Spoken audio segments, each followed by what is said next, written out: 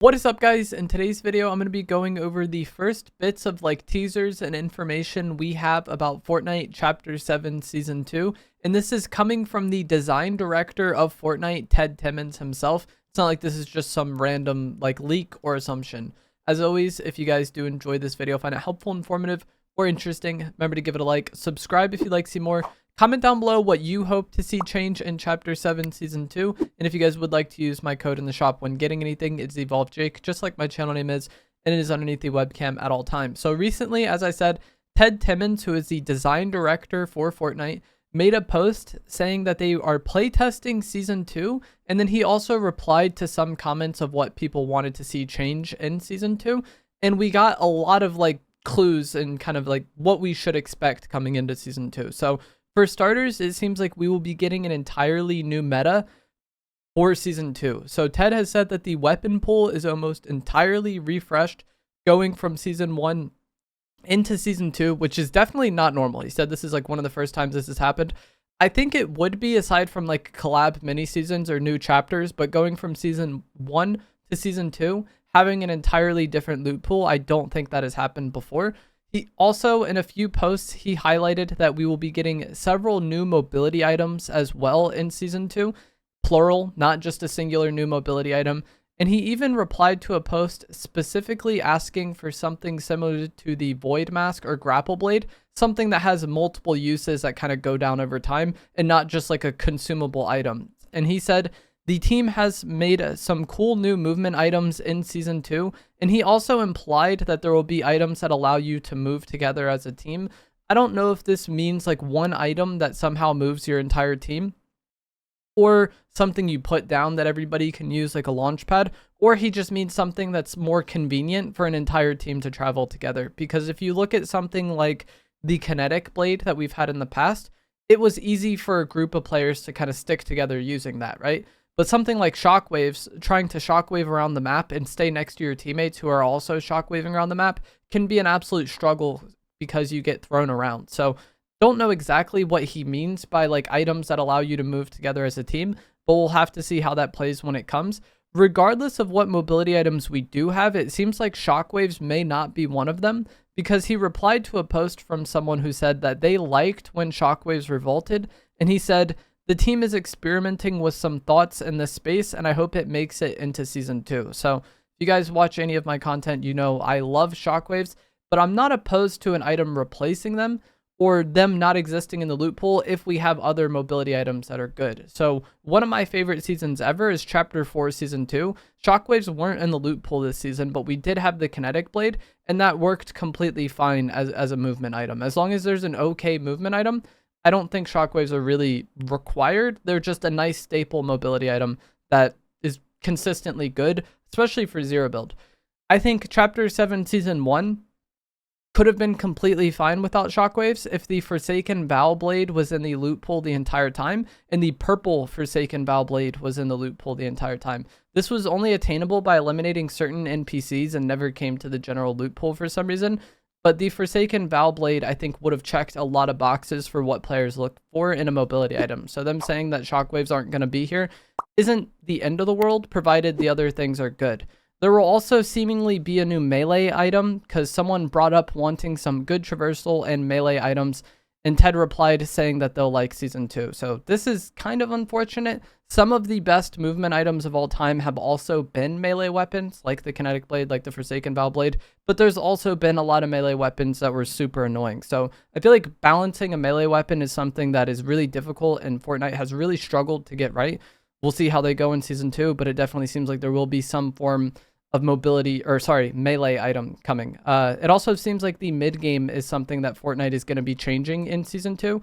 Ted replied to a post asking about mid game and said the mid game isn't where we want it to be at the moment, but Season 2 is leaps ahead. And this person was asking about the mid game objectives. So I personally have not been the biggest fan of mid game objectives at all. I think a lot of what makes a BR a good genre is that every game can be different, and the more objectives we have, the more every game feels the same. And if you guys remember also in Chapter 4, 5, and 6, there was a lot of times where if you were pretty active throughout the course of the game, the final few players would just be bots. And that hasn't really happened in Chapter 7 very much. It still can, but it's not as common.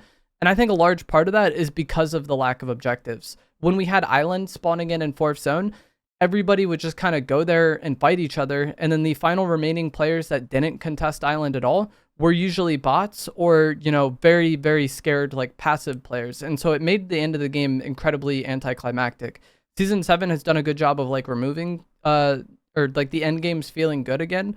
And I think the lack of mid-game objectives plays a huge role there. He also replied to a post about this in regards to having something like the island that spawns in or bunkers that open.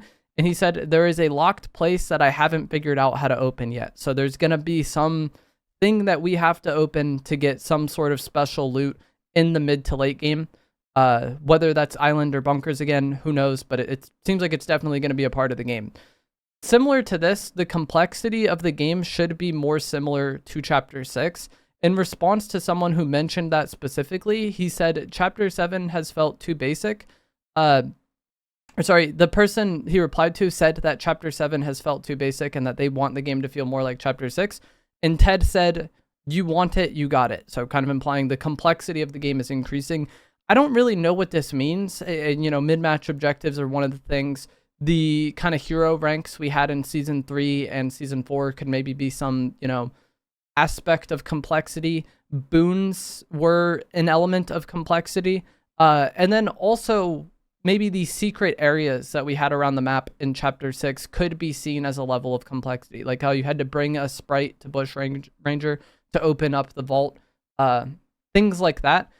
And it does seem like there will be more secret loot spots similar to Chapter 6, because when asked about this, Ted said that there are many more secrets coming this chapter. So we may end up getting secret loot rooms again, and I guess that might be the aspect of complexity that he says is kind of increasing in Season 2.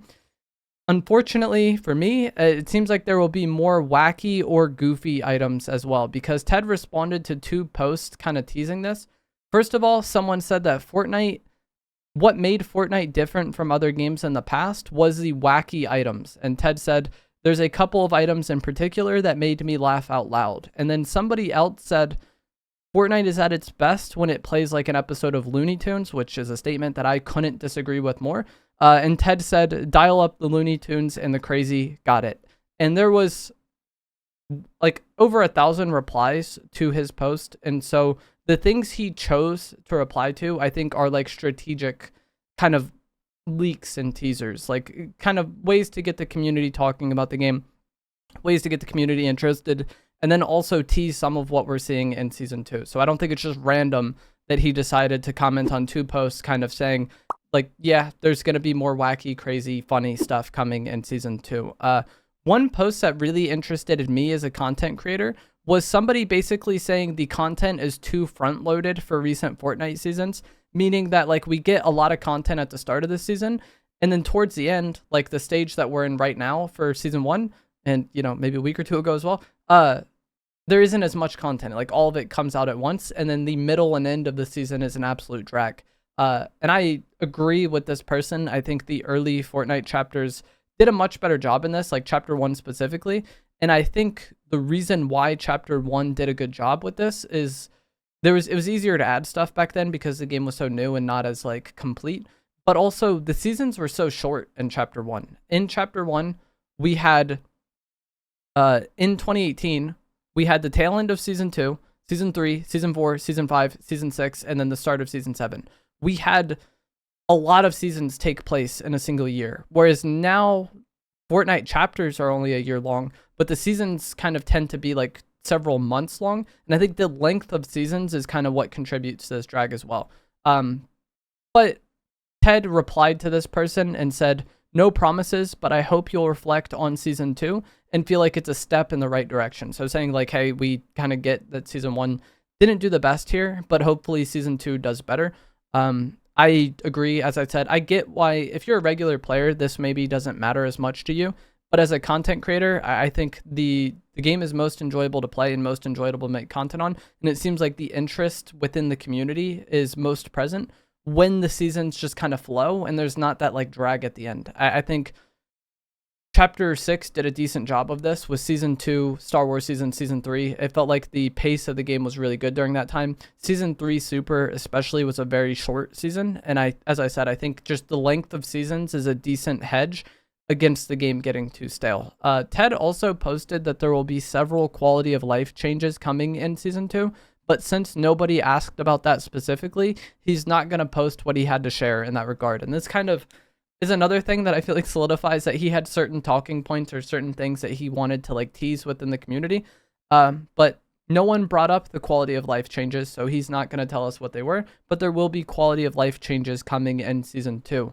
And then the final thing I want to talk about is somebody that replied saying they want surfing fully removed.